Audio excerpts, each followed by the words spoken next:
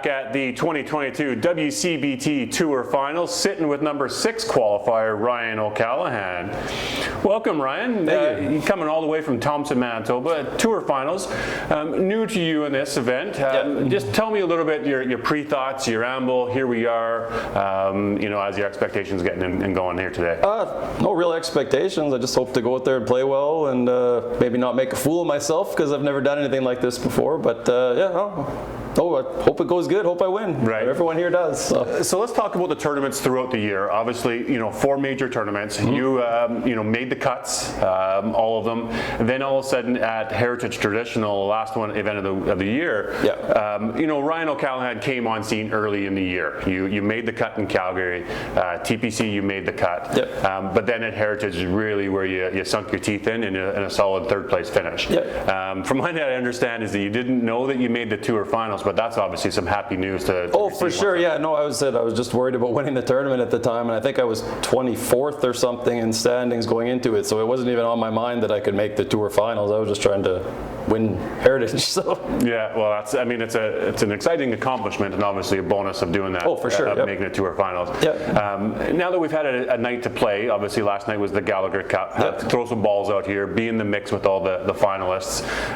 You're feeling a little bit more comfortable. Obviously, you said you hadn't been here before, and you might have that little nervousness to you. Yeah. But are you also going to be able to settle in, and it's showtime? Bowling had never really been a source of nerves for me. I'm a pretty outgoing person, so it's just another day, I guess. It's to be bowling, hopefully more than one game today, but no, I'm excited more than nervous, I would say. Good. Neat to do this. So. Yeah, now tell me a little bit about your preparation and for this. Were you out to your local center throwing a bunch of balls? Even leading up to it now, you're still a little bit away before we're playing your actual match, but what's the mental prep look like? What does the physical prep look like that you've done in getting ready for this? Just this whole year, like I said, the WCBT itself, knowing what kind of level you have to play on, I've been taking bowling very seriously the last year to try to get up to this point, and even all summer I've been throwing once a week just to get reps in and stuff to stay ready for this. And your comfort level here at Sherwood Park, obviously you got friends, we know you've been in the mix, so the bowling center is not nervous. Sherwood's a great, Sherwood's a great center, so I'm excited to play. Now talk about your opponent, first match, getting things going. What are your thoughts? Mark's a great dude and a great player, and hopefully we have a competitive match that put on a show for the folks that are here. So obviously the format is a pins game style, so you're just really playing one frame at a time. Obviously the total score could come into mix as well. Yeah. Is that something that you're comfortable with as well as the pins format? Yeah, like back home when I was younger, we used to just play for loonies. A bunch of us would throw money in, and whoever won the frame would win the pot, sort of thing. So I'm used to kind of the style. I've never played it like on this kind of scope. But I said I watched people from Thompson bowl on pins game when I was younger, so hopefully I don't let them down. Yeah, I'm sure you won't. But now, speaking of that, people back home or family or friends, is there anybody out there that you want to give a shout out to that are sort of supporting you here today, or that are going to be watching live streams, or really looking forward to seeing some of these shows come out? Oh yeah, lots of people back home will be checking out. My dad and my aunt and uncle are actually coming down for the live taping. So and just like to thank my proprietor at home, Nick DiVirgilio, gives me a lot of practice time and free bowling and stuff, and he really still loves the game. He's one of the 50 best of all time on that list that came out years ago. So I'm trying to do right by him, make him proud. So. Well, good for you. And obviously your dad, Pat O'Callaghan, is a recent member inducted into the Alberta 5-Pin Bowlers Association Hall of Fame, so lifetime member. So long heritage of bowling in your family. Wish you all the best here today, Ryan. Appreciate it. Get out there and do it and surprise some people. You can do it. Awesome. Thanks, Daryl.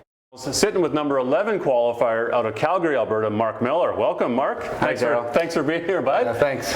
So, Tour Finals. I know you've played in this before. Is this sort of a goal at the beginning of the year?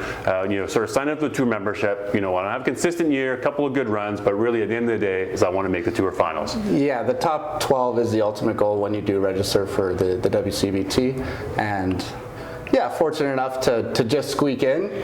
But obviously, wanted to go a little deeper in the tournaments, but I can't complain. I get to play today, so happy with my results this year. Yeah, so speaking of that, so Autumn Open obviously made the cut, made the top 16s, have a little bit of run here, and that's a great tournament. Obviously, you're there at Paradise as well, so it means a little bit extra to make your own tournament, your own cut, and a lot of meaningful matches too in those final 15. Yes.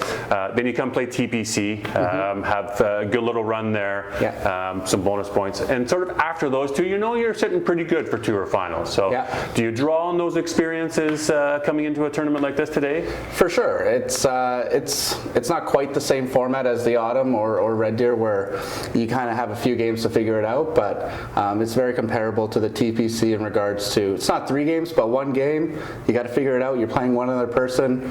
You're either moving on or you're going home. Yeah, right. So what sort of prep have you done? I mean, obviously, being out of bowling alley, do you have the opportunity to go and throw, or is that really just one of those things like, listen, I'm working, I'm not playing, So what's the prep that you sort of taken into this? I've been throwing more as we got closer to the date. Obviously, you throw some balls to get some rhythm, but I've been mostly practicing breathing techniques, because it's a lot of pressure, it's a lot of high intense frames, and it's being able to control your body tempo and really just soak in the moment, but also execute at the same time. Yeah, I think that's important. You sort of forget sometimes about your own breathing techniques. So that's a good point that you bring up.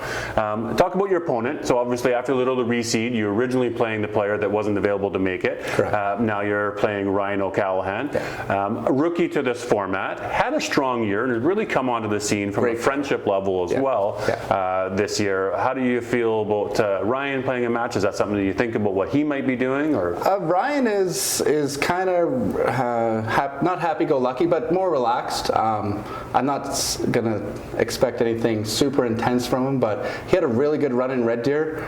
He made the 40s at the Autumn. I think he made the 32s at TPC as well. So he's had quite a good season and recent success. So the last tournament in May in Red Deer, that's when he had his really deep run. So you could see, even though he's new to the tour, he's got a lot of confidence.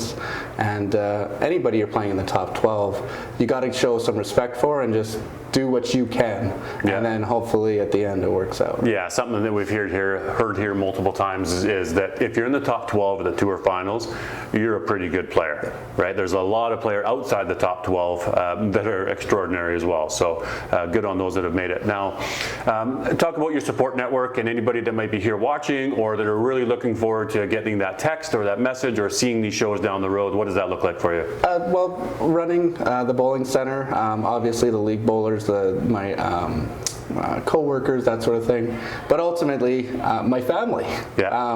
We got a new baby boy, Caleb Axel Miller. He's 6 months.